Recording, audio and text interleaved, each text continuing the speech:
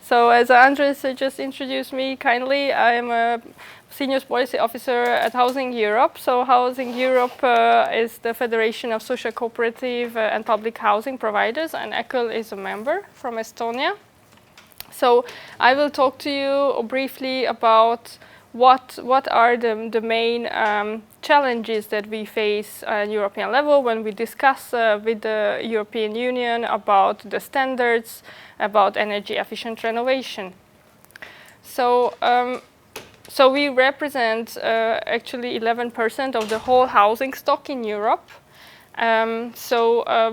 It's quite a big deal for us when there is a regulation on European level. So for our members, there are three fundamental principles that are most important when it comes to regulation. Is that we want to provide affordable housing for the tenants. We want also to provide housing which is available for people who are on the waiting list, and housing that are sustainable, so energy efficient. So this is the three principles that we take into consideration when we are discussing the regulation. So our assumption about the decarbonization is that if it's not well designed, it could disrupt the balance between these three principles. And we see nowadays a lot of negative factors that are happening on the ground. So we see that housing affordability is decreasing. So the costs of construction and renovation are increasing, the housing prices are increasing in general, and it have negative socio-economic impact. So we have also problem about the skills of the people in the construction sector. So we have shortage of skilled people that can carry out the energy efficient renovation. And we have also some tension between affordability and energy standards. So while we need to provide affordable housing the quickest possible, we still have a lot of standards to respect. So yeah, these are the main dilemmas. And what we are prioritizing is the energy efficiency first, but also for our members it's important to remove asbestos, which is also now a European standard or a requirement. We also do climate adaptation and mitigation measures. We make our buildings accessible and healthy indoor. And also a new requirement which will probably come in force in the coming years is to have parking spaces for electric cars and bicycles. So all these things are important at the same time. So our members are kind of juggling in between these elements that are all crucial for them. But when we are discussing with the European institutions, for us this flexibility is equally important. So while there are standards and requirements on European level, we also would like to have the flexibility to decide what's most important for the tenants. So for example, in one part of the city, maybe tenants will not use electric cars, so we would not need electric charging points. The European Commission's aim is to phase out the worst performing buildings. And this can also reduce energy poverty as well, which is also an issue in Estonia.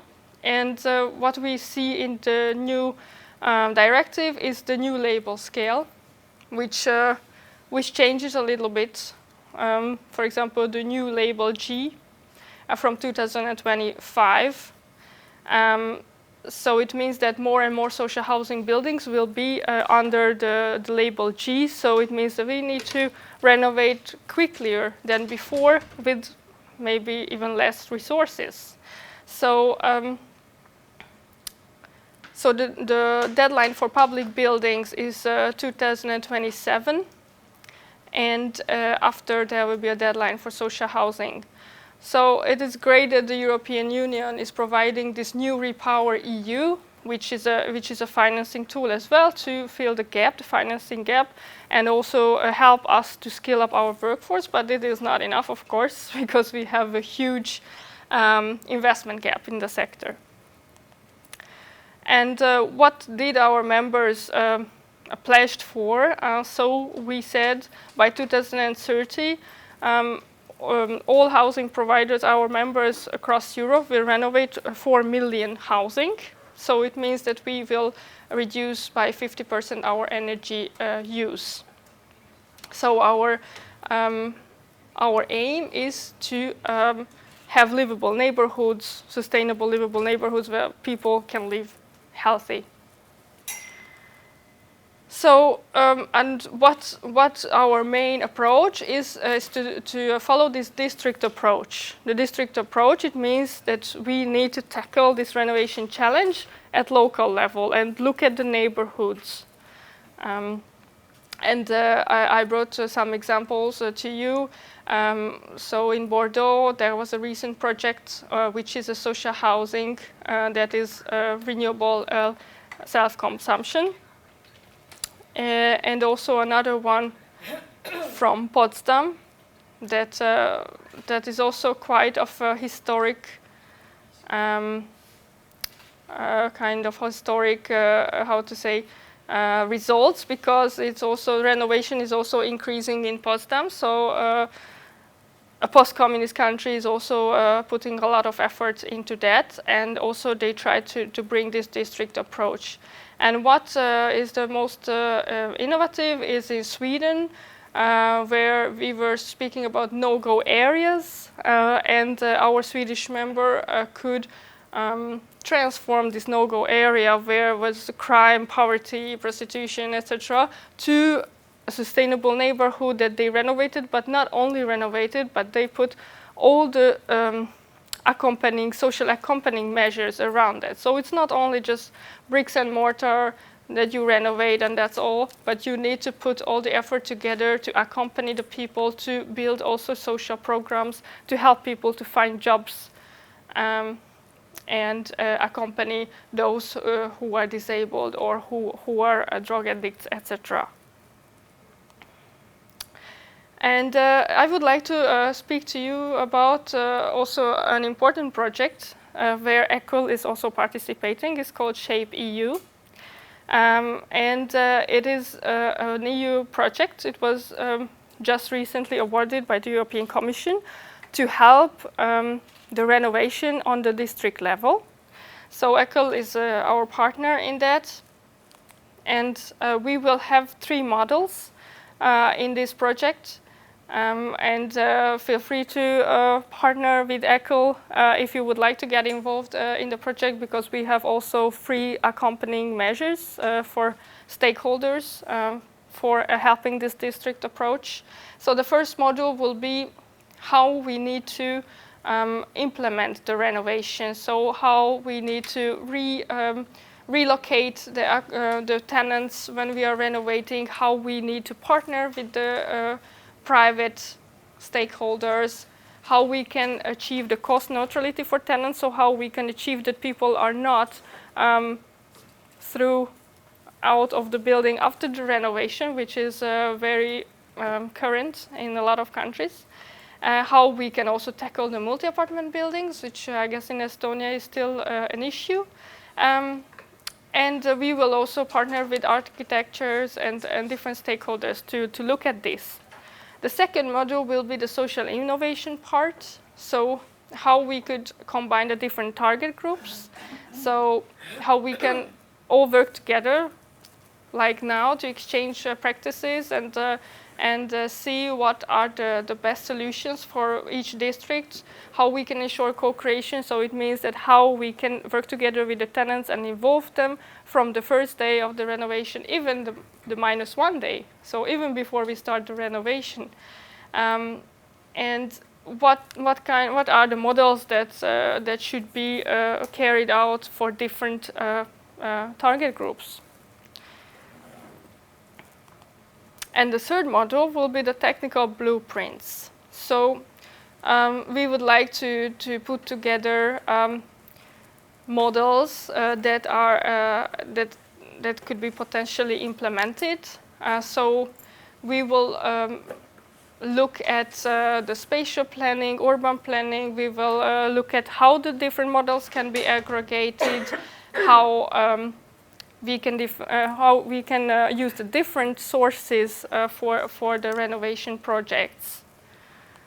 So this is kind of a complex project, and also like it could seem to you a bit of high level, but I'm sure that together with ECHO, stakeholders can be involved. So basically the aim of this SHAPE EU is to bring together all the stakeholders to create smart, livable, sustainable neighborhoods. And one more slide. Anu asked me to also present you some financial sources that you can use in Estonia. And the first that came into my mind was the National Recovery Plan, which was recently adopted by the European Commission, and it is managed and implemented by the governments. And we know that across Europe, more than 52 billion will be given to energy efficient renovation of buildings, which is a quite generous amount of money. And in Estonia, we know that 15 million will go to skills. So it could help the sector to fill this skill gap. And the Estonian plan is also talking about healthy aging and independent living. So to build houses for elderly people who are already not able to live independently otherwise.